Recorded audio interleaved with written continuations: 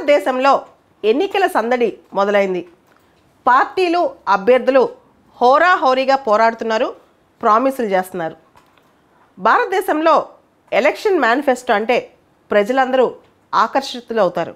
అయితే ఎలక్షన్ మేనిఫెస్టోకి ఎటువంటి legal backing లేదు, అంటే ఎటువంటి న్యాయబద్ధత లేదన్నమాట. మనం ఈ మేనిఫెస్టోని వాళ్ళు ఎన్ఫోర్స్ చేయలేరు, మనం కోర్టుకు వెళ్ళలేము కూడా. అంటే భవిష్యత్తులో వీళ్ళు ఏమైనా చేయకపోయినా మనం కోర్టుకు వెళ్ళాం. మన రాజ్యాంగంలో డైరెక్టివ్ ప్రిన్సిపల్స్, ఆదేశిక సూత్రాలు అని చెప్పి ఒక చాప్టర్ ఉంది. దానిలో ఒక మాట చెప్తారు, directive principles are not enforceable, nevertheless they are fundamental in the governance of the country. The governments are answerable to the electorate for their non enforcement. అంటే ఎన్నికల టైంలో వీళ్ళు చెప్పే సంక్షేమ పథకాలు కానీ ప్రామిస్లు కానీ ఇవన్నీ కూడా ప్రజలు గమనిస్తారు, గమనించకుండా అయితే ఉండరు. ప్రామిస్ చేయకపోతే గమనిస్తూ ఉంటారు. మ్యాకియావెల్లీ అనే పొలిటికల్ థింకర్ ఒక మాట చెప్తారనమాట, promises made are the necessities of the past, breaking the promise is the need of the present. రాజకీయ నాయకులు ఓట్లు అనేవి అప్పట్లో అవసరమైన కొద్దికే వేస్తూ ఉంటారు, ఆ తర్వాత ఓట్లు అవసరం తీరిపోయిన తర్వాత గట్టి మీద పెట్టవచ్చు అని చెప్పి. అట్లాంటి వాళ్ళు, అట్లాంటి పార్టీస్ మనం చూస్తూనే ఉంటాం. ఇవన్నీ పక్కన పెడితే వీళ్ళు ప్రామిస్ చేసావని ఎక్కడి నుంచి వస్తాయి, ఈ డబ్బులని ఎవరి ఖజానా నుంచి డబ్బులు తీస్తారు, ఇవన్నీ మనందరికి తెలుసు. రీసెంట్గా నిన్న Congress party nation wide manifesto ఒకటి రిలీజ్ చేసింది, పార్టీ అధ్యక్షుడు రిలీజ్ చేశారనమాట. దానిలో 5 న్యాయ్ 5 పిల్లర్స్ ఆఫ్ జస్టిస్ అని చెప్పి ఒక 5 పిల్లర్స్ మీద, ఒక 5 థీమ్స్ మీద మొత్తం రిలీజ్ చేశారు. యువ న్యాయ్, నారీ న్యాయ్, కిసాన్ న్యాయ్, శ్రామిక్ న్యాయ్, హిస్సేదారీ న్యాయ్ అని చెప్పి పెట్టారనమాట.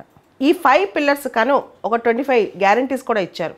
దానిలో కొన్ని ముఖ్యమైనవి, దేశం మొత్తం social economic caste senses conduct చేస్తామని, రిజర్వేషన్స్ మీద ఎస్సీ ఎస్టీ ఓబీసీ రిజర్వేషన్స్ మీద 50% క్యాప్ ఎత్తేస్తామని చెప్పి, దానికి తగిన రాజ్యాంగ సవరణ తీసుకొస్తామని చెప్పి, తర్వాత ప్రజలు కుల మత జాతికి వీటన్నిటికీ అనుగుణంగా కాకుండా ప్రజాస్వామ్యబద్ధంగా ఓటేయాలని చెప్పి కూడా ఈ మేనిఫెస్టో పిలుపునిచ్చింది.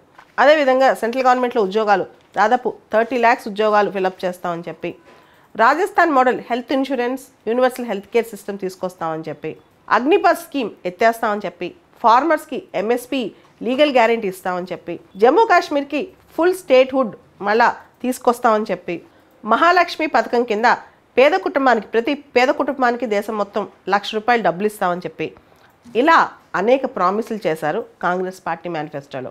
ఇతర దేశాల్లో ఎలక్షన్ మేనిఫెస్టో అంశాలు మనం గమనిస్తే, యూకే అనుకోండి, యూకేలో ఎలక్షన్ మేనిఫెస్టో రాయటమే కాదు, ఆ మేనిఫెస్టోలో ఫండ్స్ ఎలా మొబిలైజ్ చేస్తామని కూడా రాయాలి. అది కోర్ట్ ఆఫ్ ఆడిటర్స్కి వెళ్తుంది, వాళ్ళు దాన్ని స్క్రూటినైజ్ చేసి అది ఎంత రియలిస్టిక్గా ఉందో చెప్పాలి. అదేవిధంగా భూటాన్, చిన్న దేశమైన భూటాన్, రాజకీయ పార్టీలు భూటాన్లో ఎలక్షన్ మేనిఫెస్టోస్ మొదటగా ఎలక్షన్ కమిషన్కి సబ్మిట్ చేయాలి. ఎలక్షన్ కమిషన్ వాటిని స్క్రూటినైజ్ చేసి అవి కరెక్ట్గా ఉన్నాయని భావిస్తేనే పబ్లిక్ డొమైన్లోకి వస్తాయి అన్నమాట. ఇలా ఇతర దేశాల్లో ఎలక్షన్ మేనిఫెస్టో మీద కొంత నిఘా ఉంది, కొంత స్క్రూటినీ ఉందన్నమాట. భారతదేశంలో కూడా ఇలాంటివి పెడితే చాలా బాగుంటుంది. ఎందుకంటే ఇంత పెద్ద దేశంలో, ఇంత పెద్ద ప్రజాస్వామ్యంలో ఎలక్షన్ మేనిఫెస్టోస్ అనేవి నీటి మీద రాతలుగా మిగలకూడదు.